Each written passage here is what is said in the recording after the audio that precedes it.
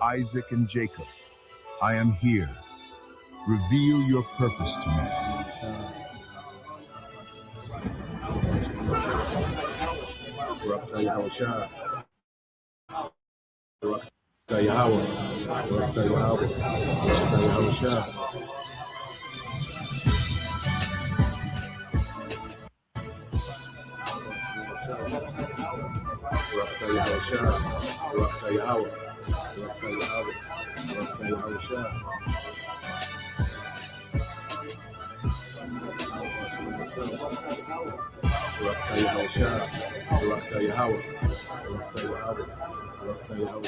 Exodus 3. Now Moses kept the flock of Jethro, his father-in-law, the priest of Midian.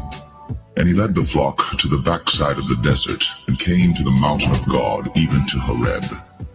And the angel of the Lord appeared unto him in a flame of fire out of the midst of a bush. And he looked, and behold, the bush burned with fire, and the bush was not consumed. And Moses said, I will now turn aside and see this great sight, why the bush is not burnt.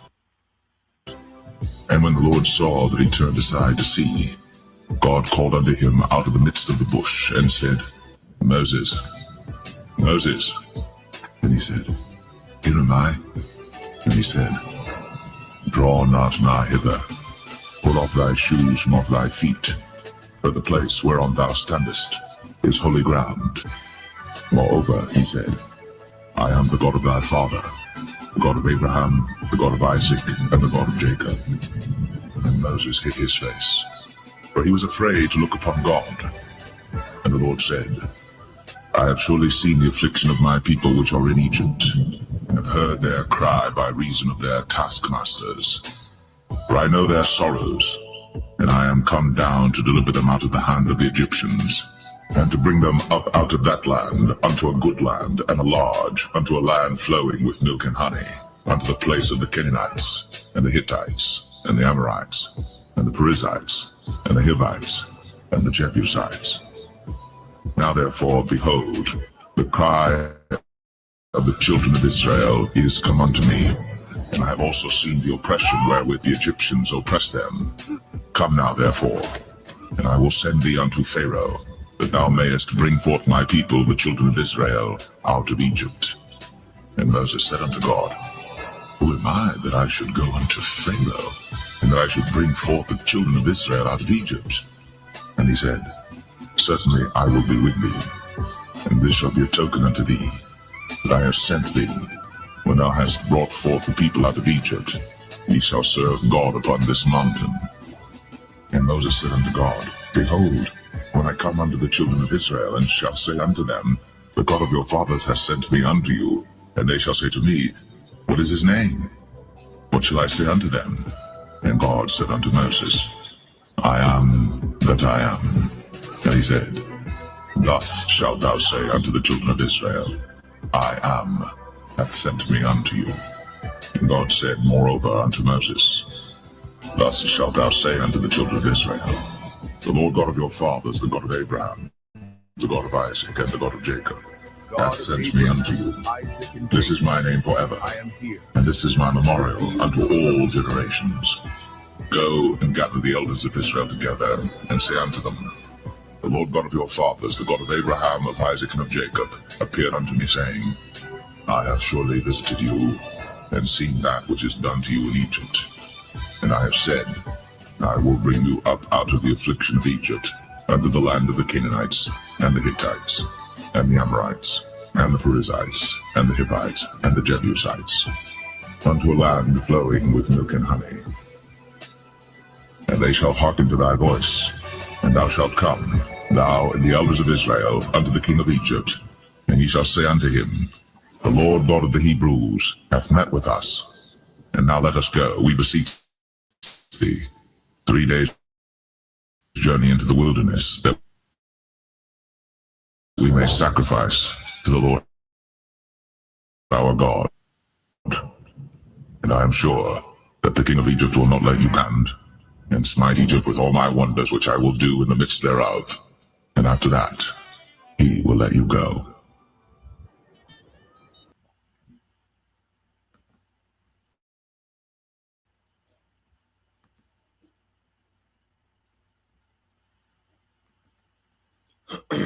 All right. Shalom. First and foremost, I would like to give all praise and glory unto Yahweh Bahashem, Yahweh Shai Bahashem, Rakakwadash. Double honors unto the apostles and the elders of GMS who rule well, teach well, being great examples towards younger brothers, and peace and blessing and salutation to the hopeful lake out there pushing his word and truth and in sincerity across the four winds in the name of Yahweh Bashem Al Shai, pushing to get up out of here. Shalom to the hopeful lake, the believers, the listeners whom have came back to the obedience of the scriptures through faith in Yahweh Bashem Al Shai. All right, another morning news and prophecy. All right, and just continuing on. All right, and the things just escalating. Dealing with war, dealing with the global economy, dealing with the devil. Attempting to establish a new world order. In the midst. All right, of this war. All right, and how the Lord is going to upset Esau, man. Esau is going to be disappointed in everything that he's trying to do. Okay, and as we're coming into a very spiritual time, all right, which tomorrow sundown, going into the Passover. Okay, and the Passover represented the Heavenly Father, all right, destroying the superpower of the earth at that time, which was ancient Egypt. Okay, and delivering his people, okay, from amongst, all right, the Egyptians, man. And we know the modern day Egyptians are, all right, the Edomites. Okay, America is the modern day Egypt. Okay, so what we're seeing now is that Egypt is getting ready to be plagued, okay, with poverty, famine, okay, civil unrest, and their last plague, which is going to be the nukes. Okay, so we're getting ready to see the Lord, do an Exodus 2.0, all right, in our lifetime, man. It's here. The Lord didn't allow these devils, He didn't push these devils to start this war for nothing. No, He pushed these devils, okay, to go into this war, man, so He can get ready to judge, all right, these Edomites, man, and these other nations, okay, and to completely destroy America and deliver His people, okay. So we're about to witness, great wrath and great mercy. Matter of fact, let's go into that. Let's start there real quick, okay. When you go into the book of Sirach, okay, Ecclesiasticus, all right, in the Apocrypha, you go to verse 16, okay, because this is what we're getting ready to see on a major scale, man. Is the wrath and the mercy of the Heavenly Father, okay. So let's go into Sirach 16:1. It said, "Desire not a multitude." No, it's like,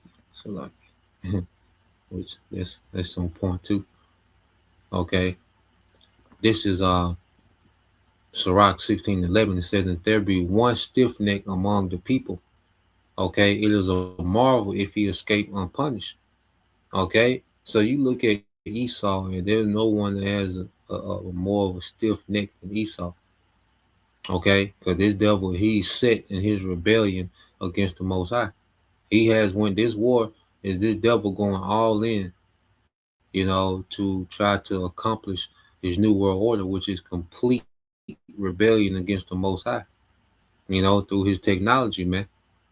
Okay, and this man is hardening his heart to do it. That's why it don't matter how foolish, because he's really being foolish, man. I know, there's times when these devils do things and it seems foolish, but they have, this plan that they're working in the background, which that's at play as well. But also, this devil is making real foolish moves because he's stiff necked, man. The Lord has made this nigga stiff necked, man. Think about it. How wise would it been for Pharaoh to let Israel go, okay, after the first plague, instead of being hardened against the Most High and lost his whole empire? How wise would have been? Okay, but the Lord didn't want that. The Lord hardened this nigga, man. Okay, just like Esau, he's hardened. That's why some of the things that we're seeing him doing, this is actually foolish. No matter what type of plan he got working in the background, nigga, this is foolish to keep going against the Most High to try to establish this, man. Okay? So if there be one stiff neck among the people, it is a marvel if he escape unpunished, man. So Esau, if the Lord said, if there be one stiff neck, man, what about a whole nation? What about, these elites, all these different nations? elite families, man, okay, that are moving with a stiff neck in the earth to try to accomplish, okay, this wicked new world order. Okay, it says, for mercy and wrath are with him. He is mighty to forgive and to pour out this pleasure, man. And that forgiveness is for the elect of Israel. All right, which Yahweh Shah, which is our Passover lamb. Okay, because as we go through as we go through, the ceremony, okay, well, the ceremony is symbolic of Yahweh Shah. We eat the actual lamb, the bread, the wine. Well, that's an actual representation, okay, of Yahweh Shai, the lamb, or he's that Passover lamb, okay, that through his sacrifice, we're forgiven, and Lord we're passed over, okay, of this judgment, and we receive mercy, okay, because Yahweh Shai, he's the ultimate lamb of mercy, man. As you go into the Exodus story, and our people, if they put the blood on the doorpost of their lamb, okay, which was a foreshadow of the elect being covered by the blood of Yahweh that was passed over from the judgment that was coming in the land, you know, and may the blood of Yahweh cover, the elect in this time. May we be a part of that hopeful elect, and we're covered by their blood, man. Okay, which is a mercy. Okay, because in the same instant as he had mercy on Israel, okay, during the time of the Passover, well, he had wrath for the Egyptians, man.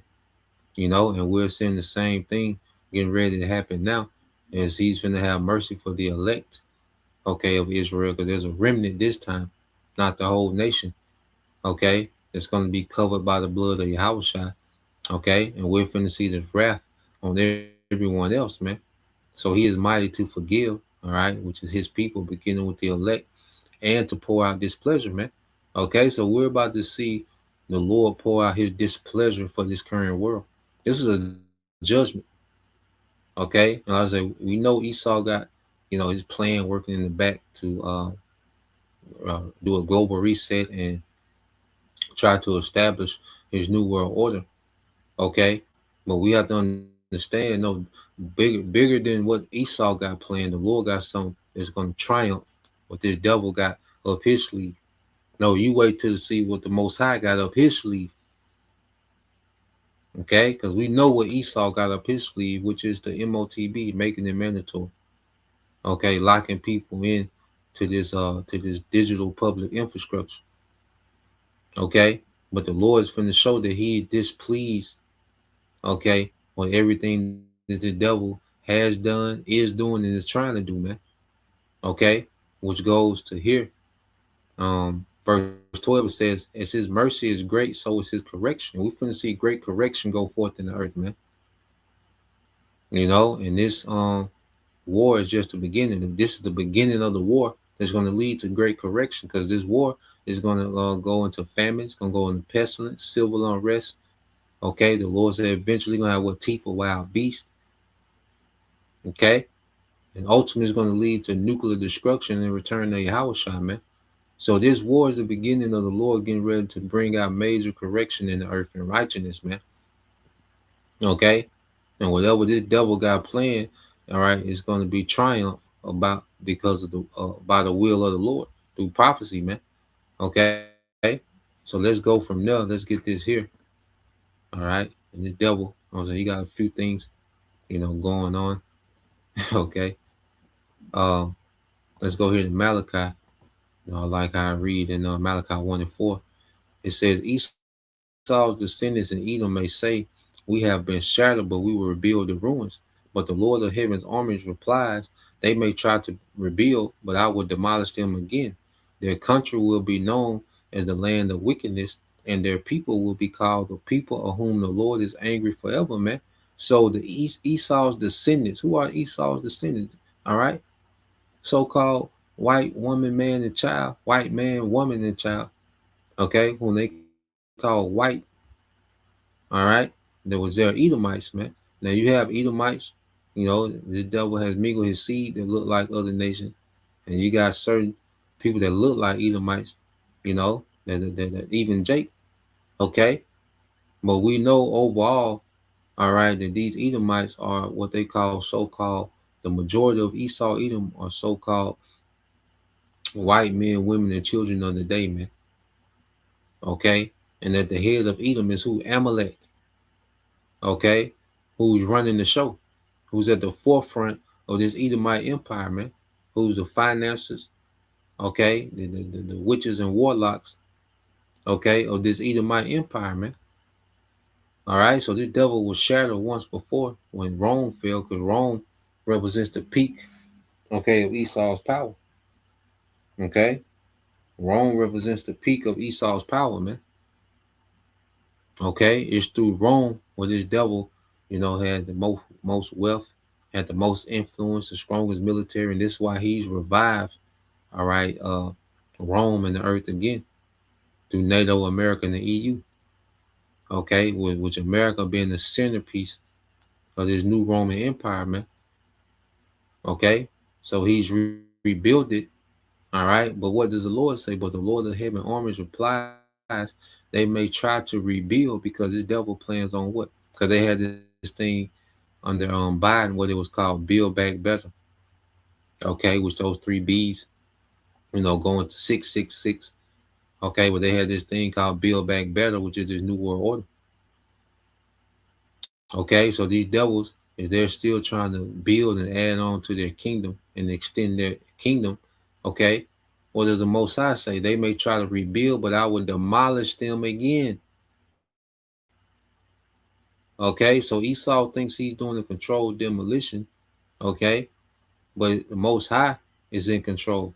And the demolition is going to continue way beyond what Esau intended.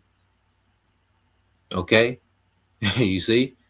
He has his mind set on how he wants to, do this controlled demolition to build back, okay, for his NWO. But no, the Lord is going to keep, all right, the demolition all the way out, man, till this man is utterly destroyed, till America is a desert, okay? These governments of the earth are destroyed, these militaries of the earth are destroyed, okay? All these data centers and the AI, how Shai gonna come unplug AI, man? All right, that overhyped, overrated AI, man. How Shai gonna come unplug this shit with fire, man? Okay, said that country will be known as the land of wickedness, and the people will be called the people with whom the Lord is angry. All right, whom the Lord is forever angry, man. So the Lord has an anger towards this devil, man, and we're getting ready to see the Lord's anger towards Esau, man. Okay, the Lord has given this man, a space and time to prosper in his wickedness, to rule, to dominate. Now it's over, man. Now we're finna see the Lord's anger against this man. What we're seeing is the Lord's anger work against this devil, man. Okay, and all them dumbass plans that this nigga got. Okay, with this new world order, man, the Lord is gonna melt that shit literally, man. Okay, so let's go here. I want to get this video first because as this devil is going into his new world order, all right, which AI is a major part, okay, of this devil's new world order ambition. Now we went into this before, of what you call alpha schools, all right, which alpha goes into beginning, okay, and we know this devil, he wants to, do a new beginning, okay, where he blesses himself, okay, to where what he's getting ready to do is going to void out, all right, the blessing of Jacob, okay, and he's going to continue and establish his own blessing, man.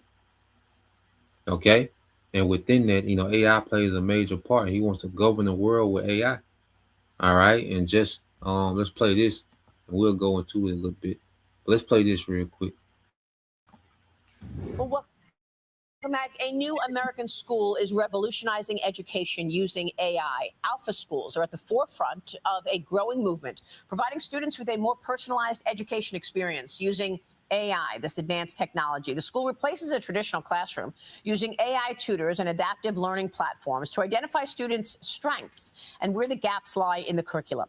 So far, the results have been outstanding. Students scoring in the top 1% to 2% nationally in math, reading, science, and language. Joining me right now is the co-founder and the CEO of Alpha Schools, Mackenzie Price. Mackenzie, great to have you. Maria, thanks for having me. There's nothing I like talking about more than education because it is the most important resource we have at our disposal to help young people be successful in this new world. Absolutely. And I was talking to someone yesterday about the fact that it's been education and healthcare that have been impervious to any changes in technology for a long time. But suddenly AI is actually moving the needle. Tell us about Alpha Schools. What's most important for us to understand? Well, our traditional education system was built out of the Industrial Revolution to create workers. And now in this new AI world, it is so important that we create individuals who are dynamic, adaptable, and most importantly, have the skill of learning how to learn. So at Alpha, we're using artificial intelligence to raise human intelligence. Our students are able to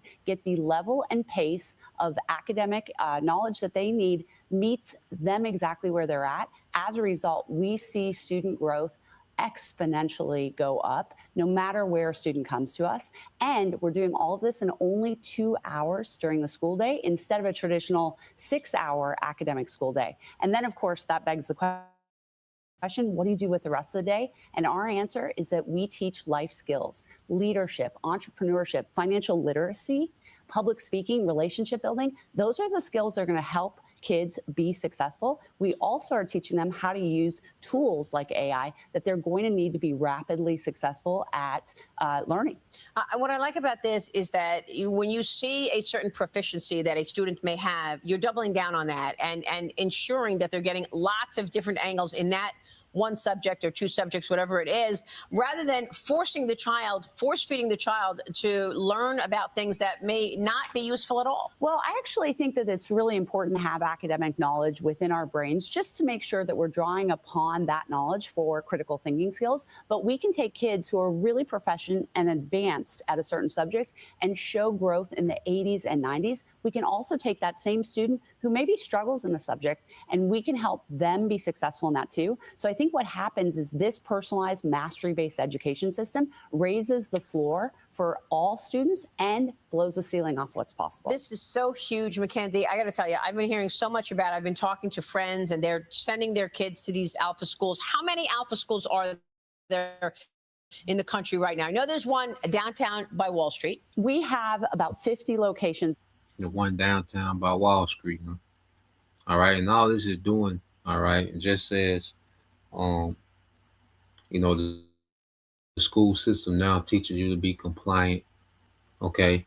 Teaches you to, be compliant in this system, okay? Because what did this school system teach you? It teach you how to be a worker, okay? It gives you just enough skills to be able to go into the workforce for Esau, okay? It teaches you to be compliant with his history, okay? Compliant with his culture, okay? It puts him as the hero. You go to Esau's curriculum, he's the hero.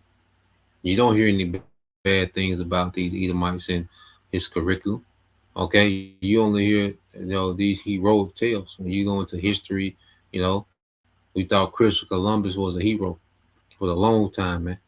And what did we learn there from this school system? Okay. So now as they're going over to AI, they're making it to where people are just going to be compliant with AI. You're going to be used to AI supervising you from your youth up. You're going to be just like now. They taught you to be submissive, okay, through this curriculum, to this system that they send you out into the world to. Now they, all right, are preparing these schools to get these children submissive to AI, to where all as a child is what being submissive to this AI. Putting AI in the position of authority. Because you put AI as a teacher, you're putting the AI in the position of authority, man. Okay, and this gives this devil, free range to modify the truth to what he wanted to be. Okay, science, trust of science, which is Satanism. So he can just do this on a whole nother level, man.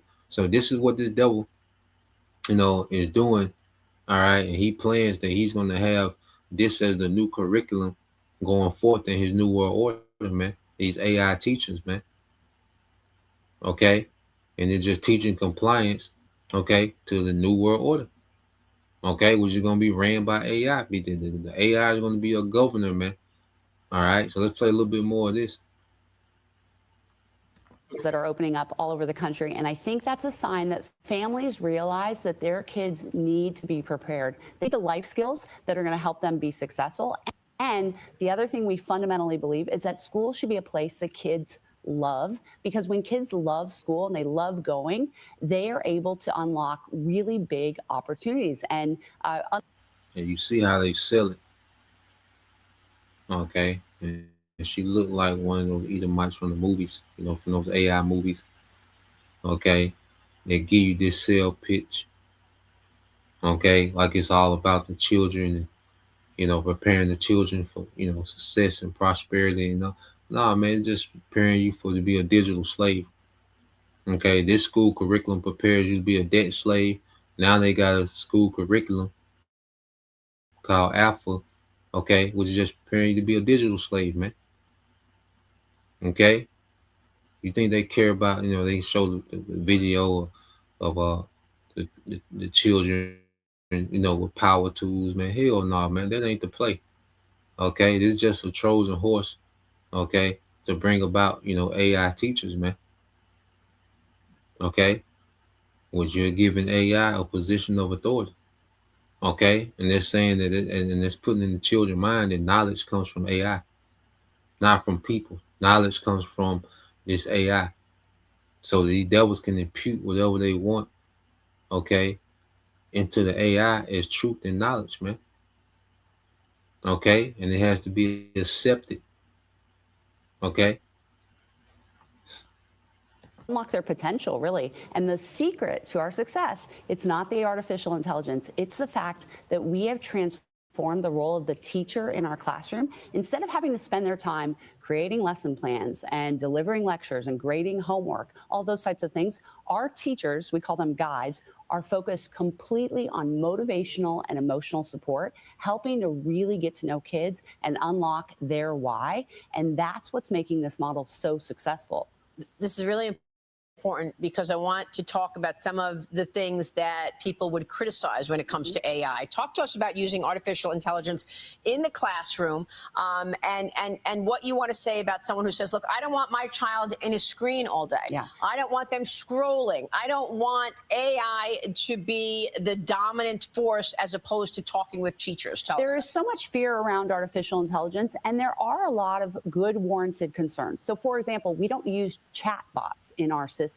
Chatbots in education are cheat bots. Our students instead are getting a precise lesson plan that's based off of the same curriculum that students in a normal school would be getting. So this isn't ChatGPT just making up questions for students.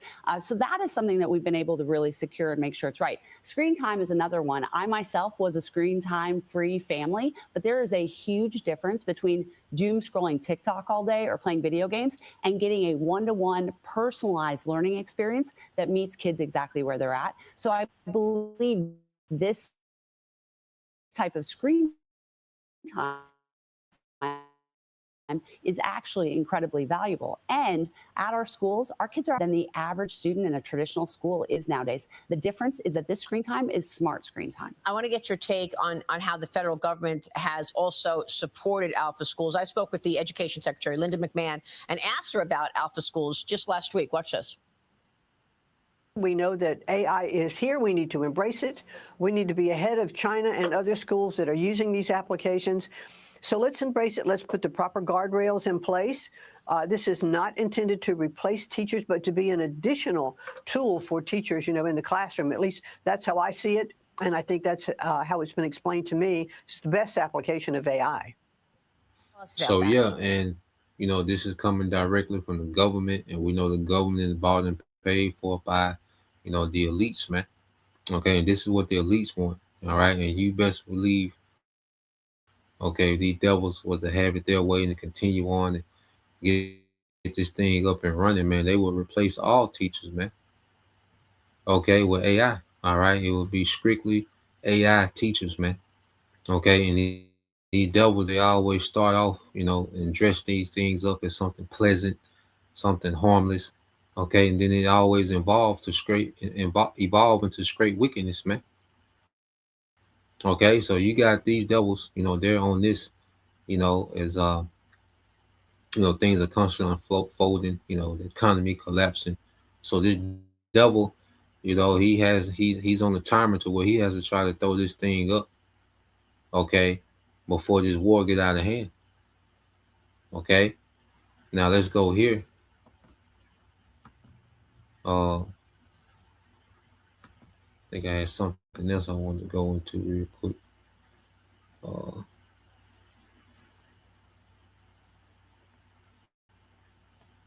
oh yeah, so let's go here.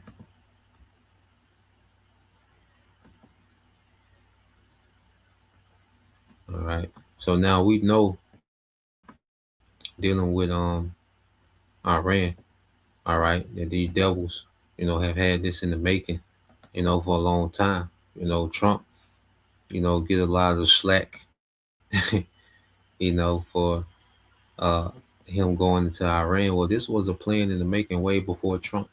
He just happened to be the president that was in office, okay, when this was green lighted. Okay, this is above Trump.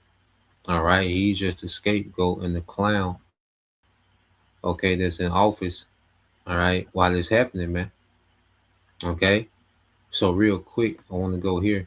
I'm gonna read this precept too, because these are all the signs that we're at the end. The devil trying to do AI teaching, and you got the war going on. You got, this looming, global, all right, crisis. Energy crisis, which is ultimately a global reset. Okay, the economy. So you have all these things going on at the same time. Well, this is a sign of where we at. Okay, Matt. This is Luke 20, 21 and 28. This is Brother Warriors of Yahweh. And it says, and when these things begin to come to pass, then look up and lift up your heads, for your redemption draweth nigh, man. So as we see these things, begin to come to pass, all right, the things pertaining to prophecy. Okay, Esau, he's trying to fill his belly. Okay, he's trying to satisfy himself with this new world order. Okay, it said, what he shall be in straits, and the Lord will rain terror upon him, man. So as we see wars, this devil trying to fill his belly with this new world order. Okay, famines, talks of famines, and civil unrest. Well, these are the signs, all right, that we was told, to look for, man, before the return of Yahweh Shai. Then look up, because our salvation is going to come from above, man, and lift up your heads, for your redemption draw nigh, man. We're going to be redeemed, by Yahweh Shai and those chariots, man. Okay, salvation is going to come from above.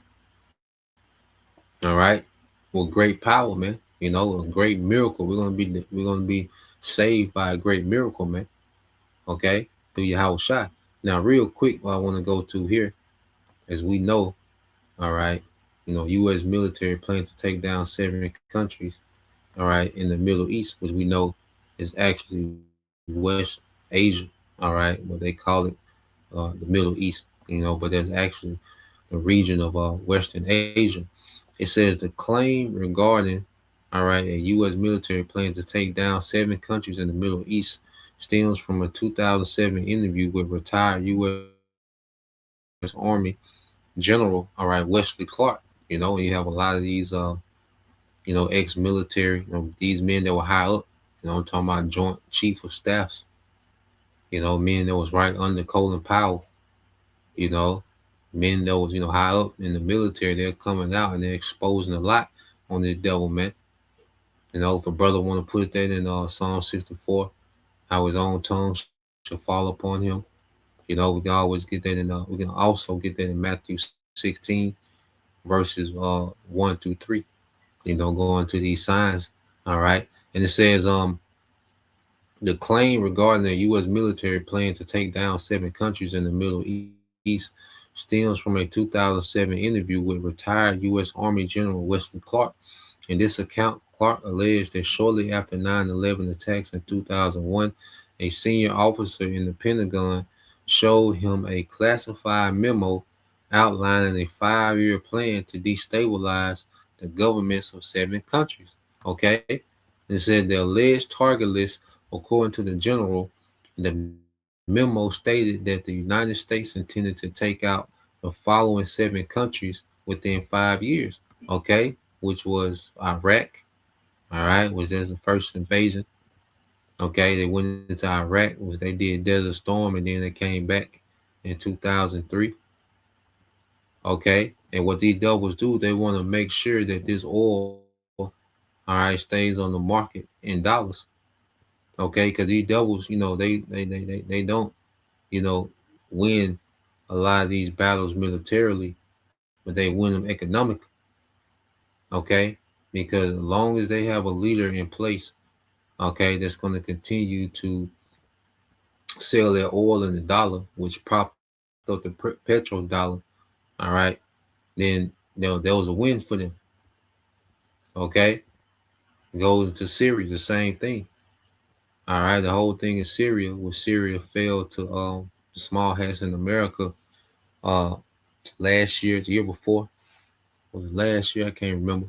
But uh all they did was make sure, okay, that the Syrian oil, okay, was only being sold in the dollar.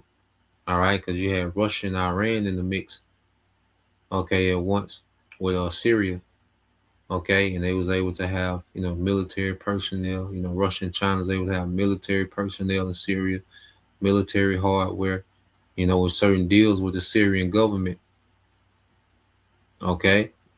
But when Syria fell, all right, the Bashar government fell, then it became a, um, a puppet, okay, because they just have the ex-ISIS leader, which how crazy is that?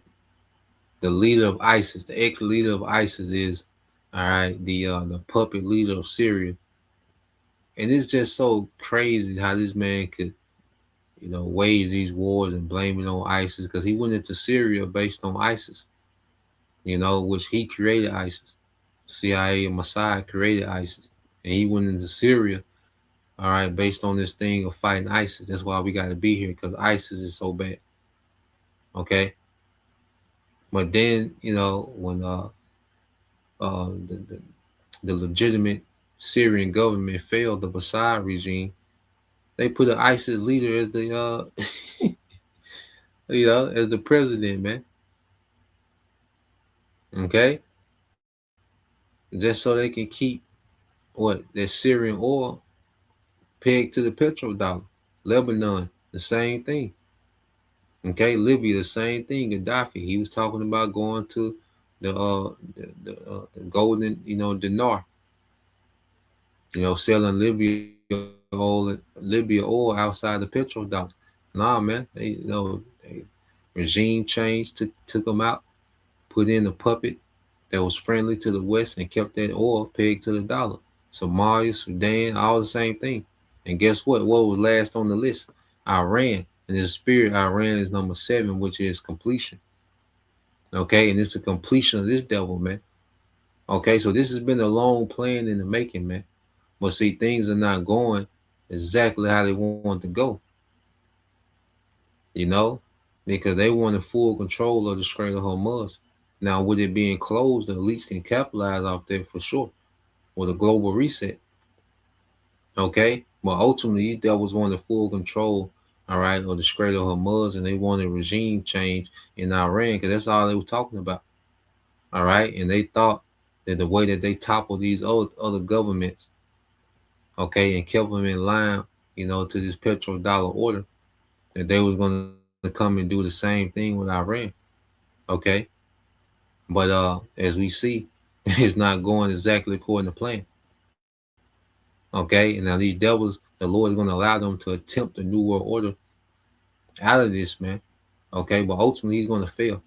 All right, so let's play this here. All right, this is the this guy Michael Hudson. Okay, let's go here. So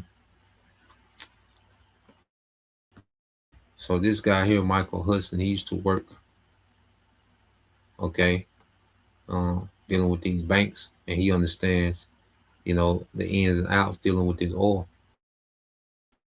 Okay, so let's go. Where we at? Here we go, right here. All right, let's get this real quick. This is the brother Isaiah, GMS Truth in the Lando, Psalm 64 and 8. So shall they make their own tongue to fall upon themselves. All that see them shall flee away. Okay?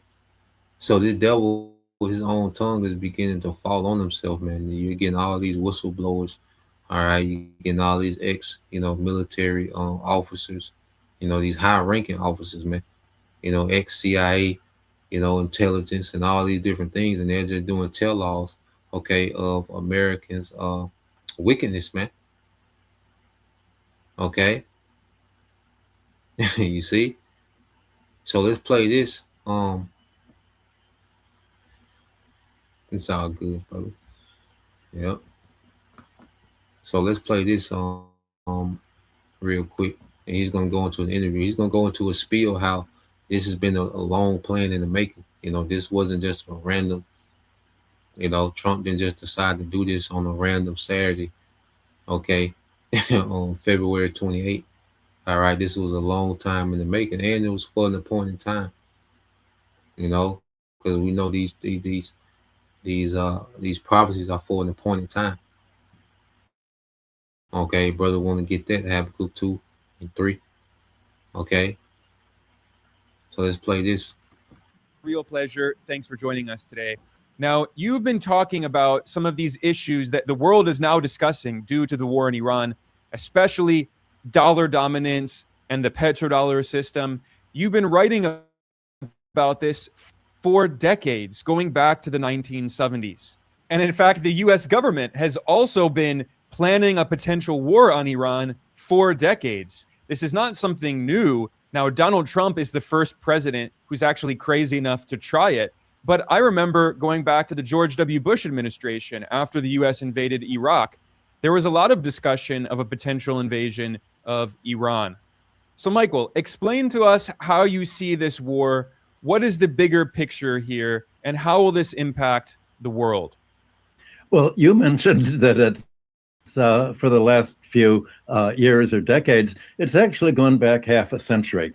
I said already in the mid-1970s, when I was working for the Hudson Institute on contracts with the Treasury and the White House and the Defense Department, I sat in on meetings, and they were discussing all along how ultimately the United States was going to have to take control of all of the Middle Eastern oil, and that entailed conquering Iran. And in the mid-1970s, at one military meeting, for instance, Herman Khan was explaining how probably Baluchistan was the main opportunity to begin carving up Iran into subject ethnic constituencies, and Baluchistan in between Pakistan. Yeah, so Baluchistan was right here. I say between Pakistan, all right, and Iran. So their thing was to create, these a rebel group, okay, or you hear in Western media they'll call them freedom fighters. So America and the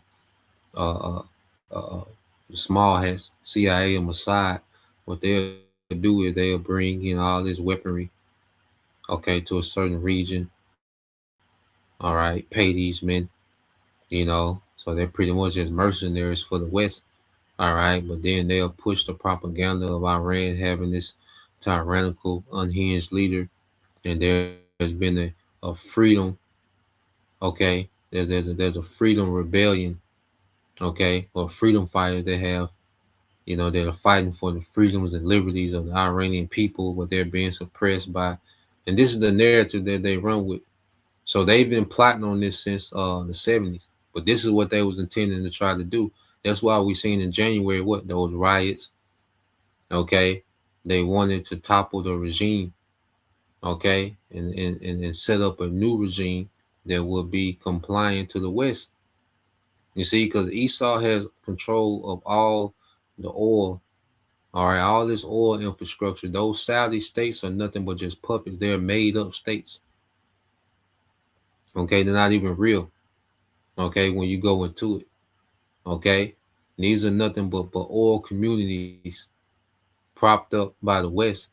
Okay, for control of all the oil in this region on the west side of the Persian Gulf, but on the uh the east of the Persian Gulf, they want their Iranian oil. I think Iran is number 3, all right, or 4 in oil reserves. Okay, and this will give them the ability, which he's going to go into, to cut off China, all right, at will. Okay, and these other South Pacific Asian states at will. Okay, so this was going to give him another control valve. Okay, when it came to energy. Okay, so they really wanted Iran, and this was going. They wanted to demilitarize Iran. Okay, so those small hats can really have their way in their region. Okay, this was the plan, but things are not going according to plan. Okay, like the Lord still has it to where he's going to be able to pull off. This he's going to be able to attempt this new world order. You know, by causing a economic crisis. So the elites still are able to manufacture their economic crisis in the midst of this. Okay, but as far as militarily, it's not going like he wanted it to go. Okay, so let's play this some more. And Iran was probably the best place to start a separatist movement. There were military plans. My field in the mid-1970s was oil and the balance of payments.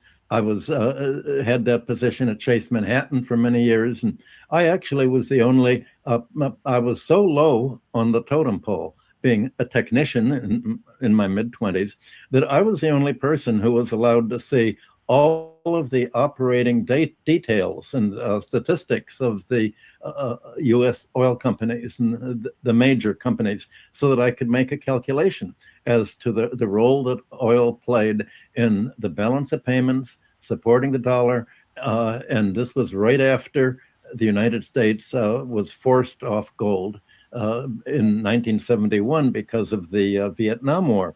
So the United States all along has realized that this what you're seeing today was going to be the end game of consolidating, they hoped, American control over the Middle Eastern oil. And they wanted that because the center point, the strongest lever that American foreign policy has had for the last century, is control of the world's oil trade. Because it's so immensely profitable for the American oil companies themselves. It's given the oil companies major control over U.S. policy, and also the U.S. economy, potential control over other countries, but by the ability to turn off the supply of oil to other countries, and thereby stopping their electricity production, stopping their chemical production, their fertilizer production with natural gas. The oil industry includes the gas industry because they're so closely interconnected. All of this has been thought out, and every year the military has been upgrading the long-term plans for, well, if we really have to use force to entail our control over over the Near East, Middle East, if for any reason the OPEC oil companies, countries want to become independent of the United States and begin investing their oil profits outside of the United States, instead of sending all of their oil earnings to the United States to invest in treasury bonds, corporate bonds, U.S. bank deposits, and stock holdings. Well, if any of them should want to exert their own sovereignty and go their own way, we're going to have to take over. And no matter what, we're going to have to take over Iran, because that is the most powerful, final locking point of U.S. control. And as we've discussed before, in 2003, General Wesley Clark came right out and said, well, we're going to conquer 7 countries in 5 years, culminating with Iran. So all of this has been completely open. This is not simply Donald Trump's war. It's a war which he decided at this time because America has steadily been losing its position of economic strength, military strength, by being and arms and supply of missiles and aircraft and bombs as a result of the war, first in Ukraine and then supplying Israel. So there will never be a less bad time to go to war than at the present. And of course, it is a bad. The Lord forced these niggas, man. Okay, Esau was losing power. See, people think Esau just ran. This nigga was losing power, man. Okay, he had to do this, man, because he was getting weaker and weaker. He had to do this, man. Okay, this war in Ukraine, all right, the small has these ongoing wars that they have with everybody. Okay, it's been draining them, man. You know, so as they're getting weaker, they had to just go with their move. Okay, and this would have gave them, and see if they was able to change regime and rise, if they was able to do regime change in Iran, okay, and set up a puppet leader, a pro-Western leader, America would have had control over the whole board. They would have had China in their pocket. Okay, it would have crippled Russia. Okay, Russia shares a border with Iran. They would have gave them another front to confront Russia if need be. Okay, so this would have gave America crazy control over the board if they would have been able to do this regime change, man. This has been in the making for a long time. Okay, they will pretty much have monopolized the whole oil game, which is energy, which is food. Okay, so this would have postured America, okay, into a very powerful position, man, because they began to lose power. Okay, all these wars after wars, man. Nobody, they humans, man.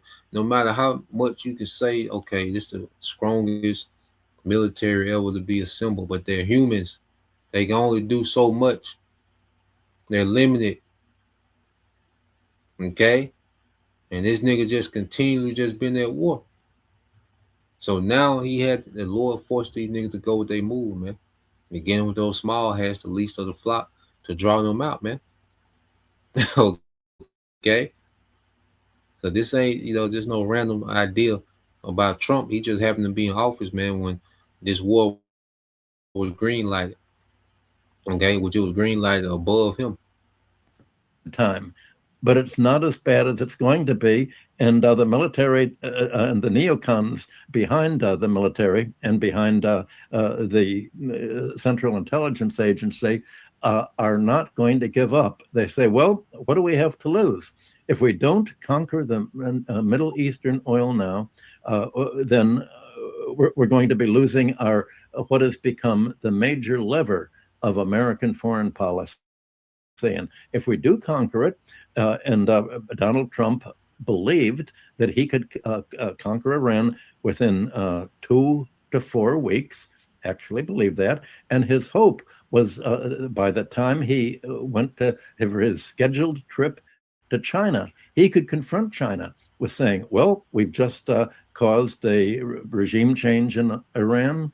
We're pointing out we've appointed an Iranian client oligarch, client dictator to take over and become sort of Iran's version of Boris Yeltsin, administering Iranian oil in the interests of the United States. So we now have the power to impose sanctions on you, China.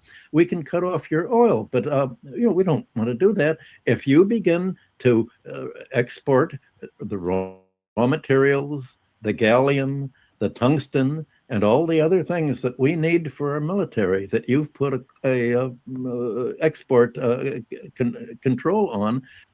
Yeah, so China has cut them off from certain raw earth, materials. Okay, these rare earth materials. I mean, okay, that they need for weaponry. Okay, because they plotting against the whore, man. Okay, and then these nations, all these nations have new world order ambitions, man. Okay, but the Lord is in the mix of it. You see, this little plan that they got, the Lord is in the mix of that, man. All right, and He's tweaking it to where it fulfills prophecy, man. Okay, so these devils, all right, there's actually animosity between these nations just because they have these new world order agreements and deals. These niggas break agreements all the goddamn time. This is Esau. What does his agreement mean?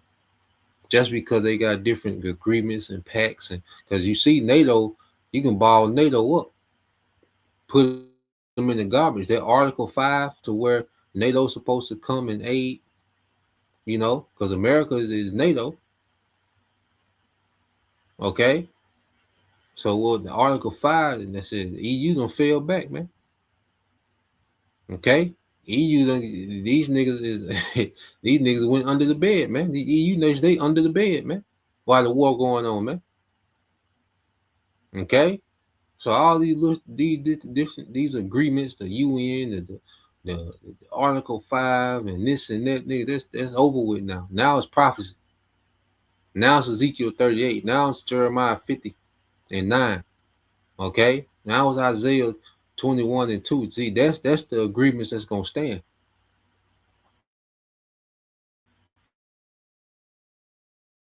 Proverbs 19 and 21, Bible shot. But I'm gonna put the rest of this video in here, and we're gonna segue. All right. Well, no, the only agreement that's gonna stand is the agreement. Okay, the counsel of the Lord. All these little counsels that these devils have, they're falling apart. And the Lord is showing that this devil is limited, man. He just a human. That's all he is. All right. The Lord let this nigga have some technology, some witchcraft. Okay. He let this nigga prosper in his wickedness, and now the Lord shutting this shit down, packing these Edomites up, man. Okay. This is brother GMS Tazadakia Yara. All right, 144K. Now the Egyptians are men and not the Most High. Okay, and the Egyptians are these is Americans, man. Okay, which they had this boast of just being this this untouchable military force. Who were there? Okay, and the Most High pulled their card. You see, and we see that is more bark than bite, man. Okay, it says in their horses flesh and not spirit. When the Lord Yahweh Shema Shah shall stretch out his hand, both he that helps shall fall, and he that is hoping shall fall, man. Okay, and the Lord got his hand stretched out, man. Okay, which is prophecy, man. Okay, prophecy is reaching out and touching this nigga, man. Okay, he was able to have his way in World War I, World War II, all those other nations on that list. He was able to have his way. Okay, but we get to number 7, Iran. All right, now things are going left for this nigga, man. Okay, this is the brother GMS Tazadak Yara, Proverbs 19 and 21. There are many devices in a man's heart. Nevertheless, the counsel of the Lord that shall stand. Because they've been plotting since the 70s to do this, man. They've been having counsels and trying to posture themselves and do this and do that. But guess what? The counsel of the Lord is standing, not their counsel, man. Okay, and the Lord gave them a window to try to achieve this new world order, so they got to come on with that. They got to tie their shoes up with that, man. Okay, Esau, you got to get on the good foot, man, with this whole new world order thing, man. You gotta really crash this thing, man. Okay, to get this civil unrest that you want, you gotta really crash this thing, man. Okay, so let's go from there. Now, 144K. Now the Lord is showing that this devil is limited, man. Okay, he let this nigga have his way in World War I, World War II, all those other nations on that list. He was able to have his way. Okay, but we get to number 7, Iran. All right, now things are going left for this nigga, man. Okay, so let's go from there. let's go here real quick to let's do an update on these small hats, man. All right, because the the belt to ass session is it's still in session, man. Okay, let's go here real quick and get an update on these niggas, man. This is where a weapons manufacturer is also in this area, and this is where they build those items for the defense system in Israel. So Iran also struck that as well. Thoughts? Yes, no question about it. I've watched that for the last 24 hours, and I also read in Haaretz, the only newspaper basically I read because Bibi doesn't own it like he does all the rest of them. 5,768 Israelis are admitted to hospitals. And then it went on to say that all have come home except 117. I wonder if they came home to be buried or to go back home. It's bad. It really is bad. Iran started out hitting military targets, which was their custom. That's what they did in the 12-day war back in June. Military targets only. Now, as Arachi so incredibly detailed, with all the targets that Israel and the United States have hit, largely from outside of Iran. Another lie is that we have air supremacy over Iran. We do not.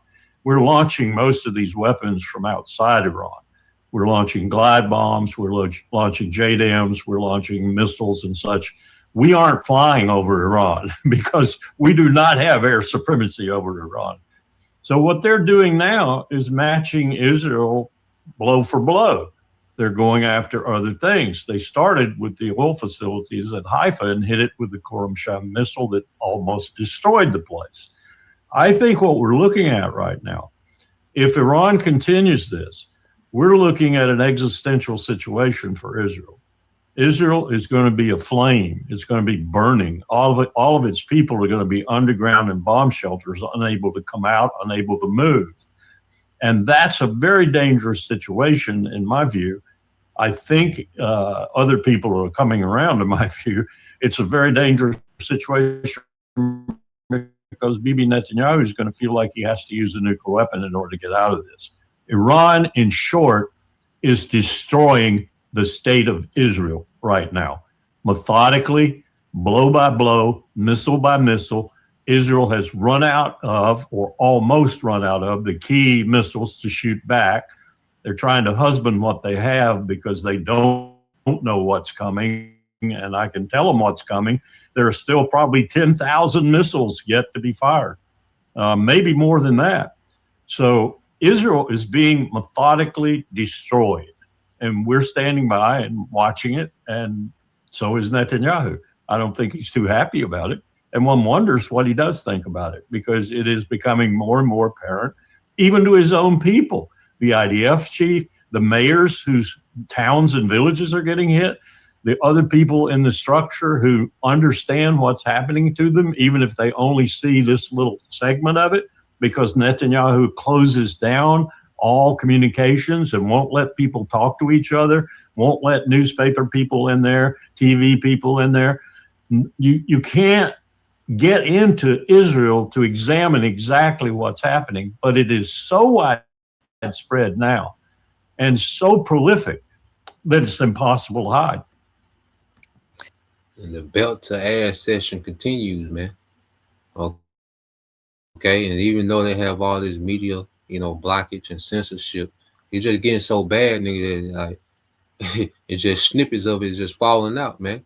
You got the IDF chief. Okay, this nigga like I said, basically, nigga, we done. All those tanks being destroyed by Hezbollah. So basically, like, nigga, we're done. Okay, and he's telling you, and everybody knows that knows, okay, that the small hats are getting their teeth kicked in over there, man. And this is just a continuation of the 12-day war. This is what the 12-day war was about to be. But they did the ceasefire.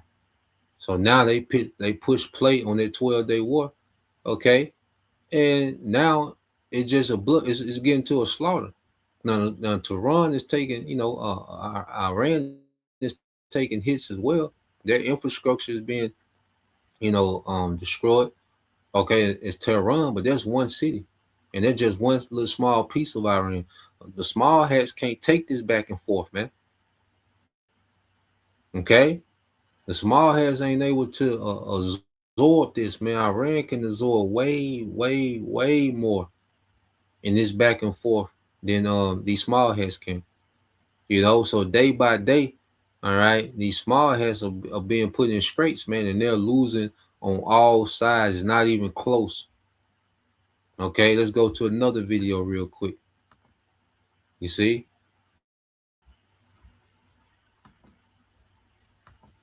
Yeah, Netanyahu, and you don't even hear from this guy like that. And it doesn't matter if he's dead or not. He's a non-factor. He's not no general. He don't lead no men into war. He's not no strategic. So he's non-factor anyway.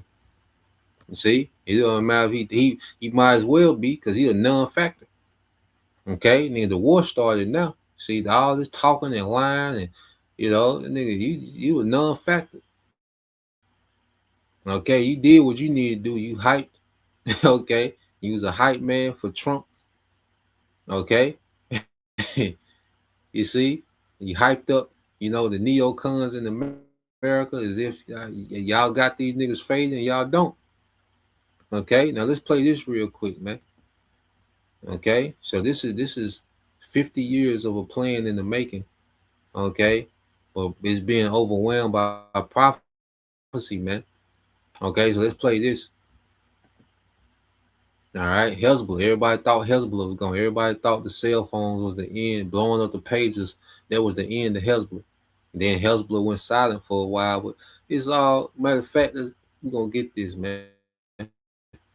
Everything for an appointed time, They were thinking Hezbollah was silent, meaning that they were through. Nah, man, this is war, man. I tell you, this is not a bar fight. It's a war. Okay? Just because you pause and get yourself together, they don't mean you defeated. Okay? And this is what these small hats find in a very hard way. All right, Habakkuk 2 and 3 said, for the vision, this is the Brother Warriors of Yahushua 144 says, Habakkuk 2 and 3, for the vision is yet for an appointed time. Everything is at an appointed time. One thing about strategy, the main thing about strategy is timing. And the Most High is very strategic, man. Okay, far more strategic than Esau. Okay, so we'll watch, because prophecy is the Lord's strategy of how he's going to end this thing, man. When you go into prophecy, it's basically the Lord's strategy to end this thing, man. Okay, and it's a masterpiece. That's why we're seeing the Lord put on a master class in judgment, man. And it's going to continue to escalate all the way up, man. Okay, well, he said Israel's on fire. Well, then the Lord say he was going to speak to them in the fire of his jealousy. My brother want to post that. And this the beginning, because ultimately that's the nukes. Okay, that's really when the Lord going to speak when it gets nuclear. But we're on the pathway to that. Okay, this is where this war is going to end. Okay, that's the top of the escalation ladder, the nukes. It can't go past it. Okay, so we'll await these other prophecies to be fulfilled. The civil unrest, Jacob trouble, the MOTB. This war is just going to continue to escalate until it goes nuclear, man. After the MOTB is made mandatory, it says, for the vision is yet for an appointed time, but at the end it shall speak and not lie.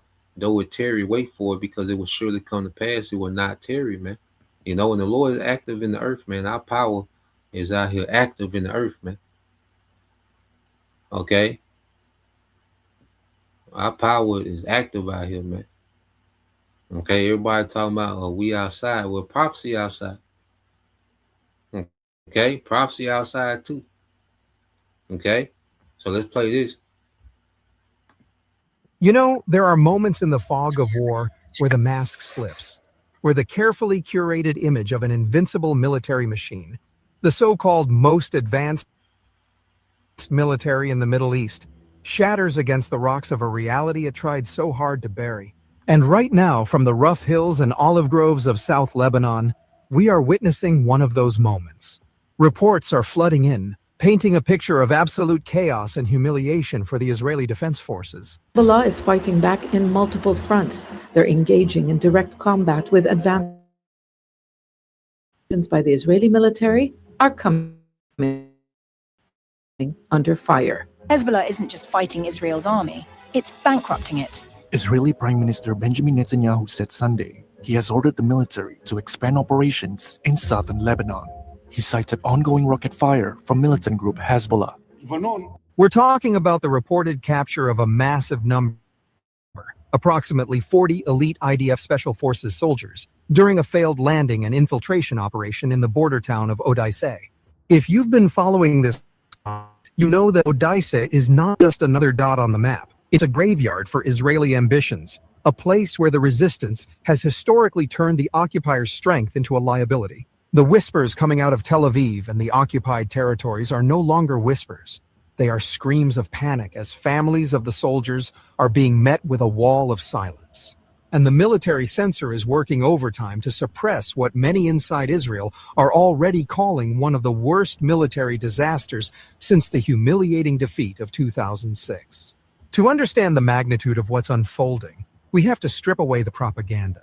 According to detailed accounts emerging from Iranian news outlets like Press TV and corroborated by field reports, the Israeli military, buoyed by months of aerial bombardment and emboldened by the assassination of resistance leaders, believed it could simply march into southern Lebanon. They thought the Lebanese resistance was decimated. They thought wrong. In Odaiseh, they tried to beach the defenses, sending in what they thought were elite units to establish a foothold. But instead of finding a broken enemy, they walked straight into a meticulously prepared trap. The Lebanese resistance fighters, having studied the terrain for decades, watched the Israeli movements through the night. As the IDF soldiers pushed forward, likely disoriented by the dense foliage and the rugged jungle-like terrain that characterizes the border region, the resistance sprang the noose. Within minutes, a whooping number of soldiers, reports now solidifying around the figure of 40, found themselves cut off from their supply lines, surrounded not by a technologically superior force, but by men emerging from the earth, from the bushes, from the mangroves that the Israeli Air Force cannot see from 30,000 feet. They were captured alive, and according to our sources, quickly spirited deep into the jungles of South Lebanon, disappearing into a network of tunnels and hidden valleys where the Israeli military's much vaunted surveillance technology simply cannot reach. Before we dive deeper into the mechanics of this catastrophic ambush and the desperate criminal manhunt that the IDF has now unleashed on civilian populations, I need to ask you to do something. If you believe in the power of truth, the kind of truth the corporate media refuses to print, please hit that like button. Share this video. And for the sake of honest journalism, drop a comment. It doesn't matter if it's just a dot or a message of support for the people of Palestine and Lebanon. Every single interaction pushes back against the algorithm that is designed to silence voices like ours. Subscribe if you haven't already, because we don't take a dime from corporate sponsors or governments. We survive because of you. Now let's get back to the story that the occupation forces wish you never heard. What makes this defeat so devastating for the IDF isn't just the number of captured soldiers, though 40 Special Forces operatives is a staggering blow. It's the how. Let's paint the picture. Odaiseh is a frontline village, heavily fortified by the resistance after years of preparing for exactly this kind of invasion. When the Israeli command decided to push in, they were walking into a kill box. Resistance fighters allowed the initial advance to happen. They observed the Israeli movements, tracked them with patience, and waited for the perfect moment to strike. Elite Israeli soldiers, trained in urban warfare, suddenly finding themselves under fire from 3 directions simultaneously. Explosive devices, planted the night before, ripped through their formations. The fog, literal ground fog that rolls in from the Litani, clung to the earth, grounding the Israeli Air Force's drones and jets, neutralizing the one advantage the occupiers usually rely on. It was man-to-man fighting. It was point blank. And in that environment, the spirit and tactical genius of the Lebanese resistance fighters proved superior. As soon as the news of the Odaiseh ambush began to seep through the cracks, the IDF launched a ferocious manhunt. But here's the kicker. They aren't searching the forests or the valleys where the captured soldiers are actually being held. Instead, they are bombing the city centers, leveling entire blocks of apartments in Beirut, and terrorizing over 1 million indigenous Lebanese people who have been forcibly displaced from the south. Their homes have been collectively demolished, not as a military necessity, but as collective punishment. Amnesty International has documented this as a deliberate policy, bulldozing homes, cultural centers, even soccer fields. They are razing entire villages to the ground, ensuring that there is nothing for the people to return to. This isn't a war against the resistance anymore. This is a war against the Lebanese people. It is a desperate attempt to punish the populace for the resistance's success. And then there is the silencing of the truth. In their fury over this humiliating defeat, the Netanyahu regime has intensified its assault on journalism, treating reporters as legitimate targets. While the IDF lacks the courage to go face the resistance in the jungle, they have shown no shortage of courage in pulling the trigger on unarmed journalists. Take the case of the brutal assassination that took place just this week. In the Hasbaya region, where journalists from various outlets had set up a compound to cover the war, an Israeli airstrike deliberately targeted their living quarters in the middle of the night. These weren't combatants, they were sleeping. Let us name them, because they deserve to be remembered, not just as statistics, but as heroes who gave their lives to show the world the truth. Among the martyrs were Ghassan Najjar, a cameraman for Al Mayadeen, and Mohammed Reda, a broadcast engineer for the same network. Alongside them was Wissam Qasim, a camera operator for Al Manar TV. These men represented the front line of truth. Ghassan Najjar was not just a cameraman. His lens was a weapon against occupation. So yeah, man. So what you have with these small hats, all right, is just so happened, they wasn't able to have their air support like they're used to, and they had to go into South Lebanon man to man with those special forces, all right, and 40 of them got kidnapped, okay, because Esau, like the IDF, I say they not built for that. They built for what they're doing, killing journalists, and because they can't deal with Hezbollah straight up, they just destroying civilian infrastructure. This is what they do. And their thing is, we're just gonna break the morale of the government. We're just gonna kill so many civilians and destroy so much infrastructure that the government just gonna give in. Okay, and that's their war strategy, America. That's their war strategy, man. But as these nations are not giving in and they're having the actual fight, man, it's going bad, man. Okay, you get 40 of your special forces, okay, kidnapped, man. Okay, because he had to go in there man to man. He didn't have the air support. Okay, just like with Iran, if American troops go in Iran, they're not going to have air support like that. Okay, it's going to be very limited, man. Okay, they're going to have to go mano a mano over there with them Persians, man. Okay, so let's get a couple more. Get a couple more precepts, man. So these devils, and the brother can get that as well. Job 5, 12 and 13, Bible Shah. Let's get a couple of these off the comment board. This is the brother GMS Taza Doctor Yara 144K. It said, therefore, thus saith the Lord, all right, power surely in the fire of my jealousy have I spoken against the residue of the heathen. And that's these Palestinians in their land too. Okay, because even the Lord using the IDF to bomb them, well, that's the Lord, because none of them should be there. Okay, but you small heads gonna get it the worst. Okay, well, the Lord just using, all right, these militaries for his purpose, man. Okay, and the climax of the fire of the Lord jealousy gonna be those nukes, man. And we're just in the beginning. All right, this is just the beginning of this, man.